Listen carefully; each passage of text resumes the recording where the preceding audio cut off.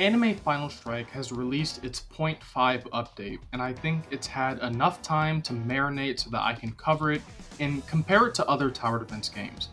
And I have to say, it's ranking pretty high.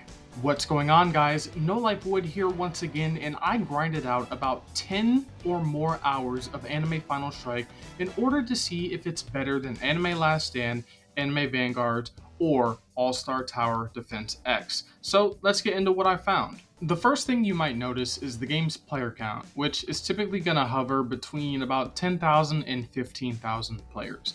Don't be fooled, however. This is probably one of the best tower defense game launches that I've seen on the Roblox platform. You'll immediately notice a lot of similarities to Anime Last Stand, so let's go ahead and just get this out of the way right now. I think out of any game ever, I'm the least offended if we're stealing stuff from ALS. I've actually been looking for a tower defense game to take some inspiration from them for a long time, and the only part that I don't really like about that game is the weekly updates with the insane power creep, especially after the infinite reroll nerf. I think if ALS were to launch today while maintaining its current quality, this is exactly what it would look like. However, Anime Final Strike has a few features so far that, in my opinion, put it on track to be better than ALS over time. The first thing that we need to mention is just the pure speed of this game. I think Anime Final Strike is the fastest anime tower defense game on the platform right now. At 3 times speed, which is the speed that most people are going to be running the game on, matches can take 2 minutes or even less. And because of this speed, there hasn't been an item or drop rate that I needed to grind that took more than 4 hours in order to get it, which is typically a little bit less than its contemporaries in the genre. This also means that, assuming you've built your team, you can knock out the 30-minute refresh challenges in about 2 minutes or less. I think this is how the challenge system should function for games like this.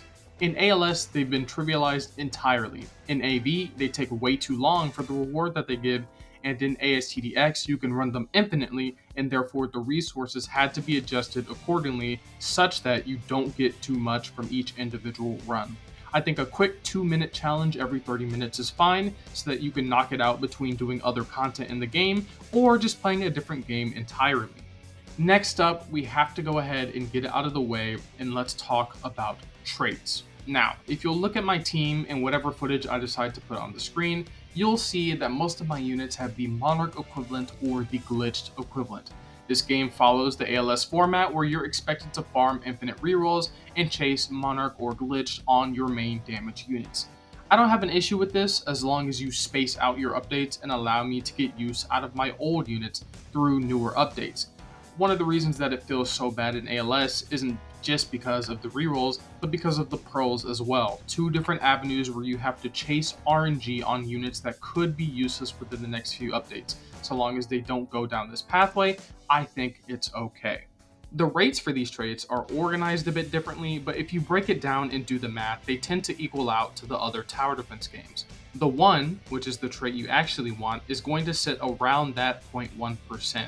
I will say that I've experimented with these other traits, and I'm actually seeing reasons to use units when they don't have the 1 with some of these mythic traits. I think that other tower defense games, specifically Vanguard, should take notes from here. I've kept the Berserk trait on my Majin Vegeta because he still functions very well with it and can warrant a use. There are some stages that if I didn't have 2 placements of this Majin Vegeta due to the element system that we'll talk about later, I wouldn't be able to clear just with the 1 units. Your unit usage on the higher difficulty stages is actually going to be determined by the element that boosts on that specific stage. Now, for this one, they went back to AA instead of taking this from ALS, where we're taking AA's system of units being either physical or magical, and then having a sub-element of things like light, dark, nature, fire, etc. I will say that getting the 1 on a unit will not carry you through the harder in-game content. If they're element disadvantage, then a unit without the 1 will perform better on that stage if they have the correct elemental advantages. Because of this, the best way to progress this game is rolling a good trait, preferably the 1, on an all-rounder unit, someone with full AoE and maybe a status effect and hybrid. You'll use this unit to cover your repeatable content, being your challenges and your imp mode, while farming for other units in the game to expand your roster. Even if you don't end up getting the one on all your meta units, as long as you can get a mythic trait on them and roll good stats, they'll perform and feel well to use on the harder in-game content where they're necessary. However, speaking of harder in-game content, there really isn't much right now. I originally thought that the raid mode would serve that purpose, as me and a friend were struggling on earlier and couldn't clear Act 3. However, as we got our trait farm set up and we realized that the game has no real scaling for more than one player, you can absolutely trivialize the raid content. It'll be a bit harder than challenges or story, but with the right units you'll be able to farm it consistently. The real in-game content is the Kurama Raids Act 1 and 2, of which you'll be doing after you've cleared out most of the other content in the game and have built your teams. You'll need to complete it in order to evolve Naruto, Obito, and Minato, as well as farm a bunch of other resources. Before Ulquiorra got nerfed, Act 1 was fairly simple if you had him maxed out with good stats and a good trait. But Act 2 is where the real difficulty lies. You'll need to bring in units that at the bare minimum aren't debuffed by the necessary elements. Elements rotate out daily, so if you don't mind waiting, eventually you'll be able to clear with your more invested units. I was completely unable to solo this, and I had to use the Discord to find a few other people who were willing to run it with me. The HP, speed, and shields of the starting enemies are simply too much for one or two the one units to handle, combined with Kurama continuously destroying units every few waves.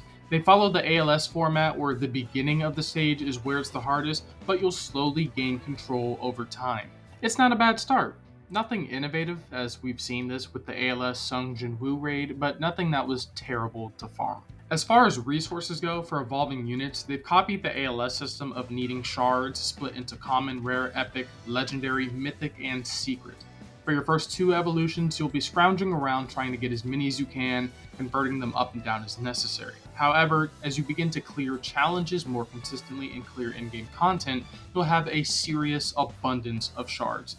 The unique items that each character needs are typically either crafted with those shards or dropped from their themed stages, or obtainable via various shops of which the currency is obtained from farming whatever event it is. All of these tower defense games kind of have different versions of the same system, mostly because this is just what works to keep people active in the game. Overall, I'm fine with it. Regular and perfect stat cubes are obtained mainly from infinite mode or battle pass, so you're going to see a shortage in those if you don't consistently macro the infinite mode overnight for cubes and trait rerolls. I think they need to add a different way to obtain them so that you don't have to go out of your way to get them, but overall, that's the only complaint I have about this game at this point in its development. And that covers most of what Anime Final Strike has to offer in its current state. It exists as this pseudo carbon copy of the current framework for ALS, but it doesn't yet have the same problems that ALS has, and has more than enough time to maneuver around them and learn from its competition. The concept of vertical progression through RNG on singular units is manageable. However, vertical progression cannot exist in a game with extensive power creep. Rolling a 0.1% trait and a 5% enchant on a unit for them to be worthless in 3 weeks just isn't worth my time as a player. You can have RNG progression, but that unit has to pay back its investment with interest. You can have relentless power creep, but make sure that it doesn't take me more than an hour or two to obtain the new unit at their highest potential. The minute you combine these two philosophies is the minute you've extinguished my interest for the game. The main reason I'm making this video is to document the possibility of a newcomer doing exactly what I've been preaching about ALS for a year and proving that it would impact the gameplay loop positively. Now, as for what decisions these developers will actually make in the future, only time will tell. All I'll say is that right now, in this moment, it certainly has the potential to surpass Anime Last Stand. To anyone who's made it to the end here, I want to thank you from the bottom of my heart. We have reached the unscripted debrief yap breakdown of what you just watched. I guess make sure to like, comment, subscribe, and tell me what you think about the game. I should really remind people to do that early in the video, but it just feels so predatory. Anyway, I played it and I had a bit of fun, and it kind of, I miss Anime Last Stand, but I miss when I liked it, which was before I saw the flaws in it. And this game has the potential to avoid those flaws, and I felt the need to tell other people about that and hopefully get these devs to take a different pathway and become a tower defense game that I would like to play, even if it doesn't mean getting the, weekly 60, 80,000 players or however much that game has now at the cost of it being enjoyable. I love you all, and I will see you on the next one. Goodbye.